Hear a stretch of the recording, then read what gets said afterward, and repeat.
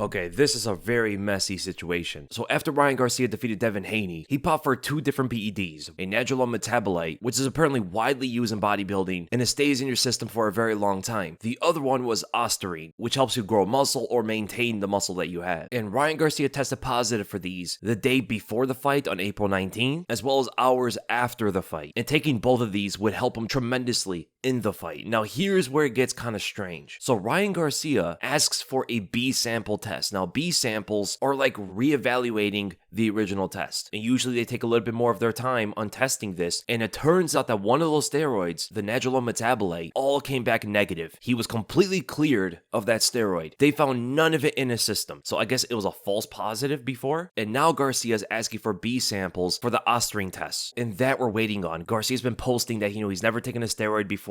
He doesn't even know where to get steroids. Now, for those that know anything about Osterine, it takes weeks to kick into your system. It doesn't work right away. And they tested Ryan Garcia a month before the fight and found no Osterine in his system. They only found it the day before the fight and the day of the fight. But that wouldn't be enough time for Osterine to actually start working in his body. Also, according to More Plates, More Dates, highly recommend to check him out on everything about PEDs. Even he said it'd be very strange for Ryan Garcia to take Osterine the day before the fight because it wouldn't help him. And number 2, the levels that they found in his system is not enough for him to actually feel the effects, even if he was microdosing. According to No Plates, More Dates, he would need to take double-digit milligrams of levels of Osterine in order for him to have the effects, and he would have to take it prior to the day before the fight. And both fighters are now getting their lawyers involved on this. And you would think, why is Devin Haney bringing his lawyers? Devin Haney wants to overturn the results of that fight into a win for himself, not a no contest. No, he wants to make that a win on his record, and he's adamantly acting on that, which is a very strange move because he didn't win the fight at all. That part is very, very strange. Ryan Garcia is looking to sue somebody for defamation. I think it's the reporters he's talking about. He's saying, no, these people are just making stuff up. He's not a cheat. And according to his attorney, Doreen Chavez, they found a billionth of a gram of Osterine in his system. And they're saying that there is no way that could have helped him in any way in the fight. And he also states that Ryan Garcia tested negative for Osterine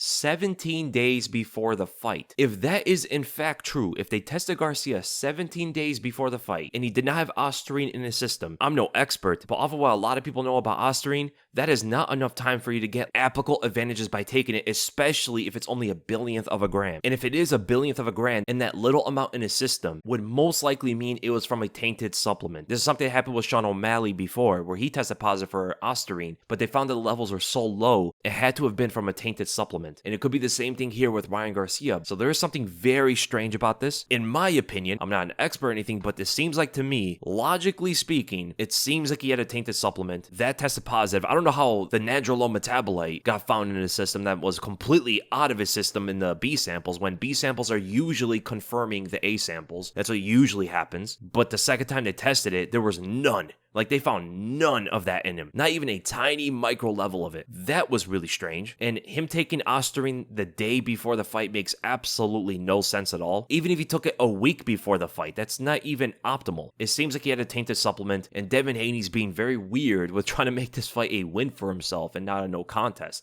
Like, if you try to make it a no contest, okay, I understand that, but he's trying to turn it into a win. I mean, he was even celebrating after the fight that he didn't even lose. He didn't even update his bio that he has a second loss on his record. This is before anybody knew about Ryan Garcia's positive test. Devin Haney was moving like he didn't even lose. And he's still moving that way after the positive test. And he's trying to overturn the fight into a win. So now in 8 days, we get to see if the B sample of the Osterine tests come back positive or negative. If they are positive, Ryan Garcia can get suspended for 2 years. That means no Errol Spence fight coming soon, no rematch with Tank Davis, and I don't even know if he can go to the UFC or an MMA organization and take up some of these crossover fights. I'm not too sure. Or if it's just boxing, then that's different. But I wonder if the testing system over there will also overtake VADA's testings. But if Ryan Garcia tests negative, he beat the system. We know what he's going to say. We all know what he's going to go with. He's going to say that they all set him up and stuff like that. And there'll be more people behind him in this dirty sport of boxing. But to be fair, if he did take that stuff on purpose, then it's Ryan Garcia who is a dirty one. But I'm hoping that he clears it, man.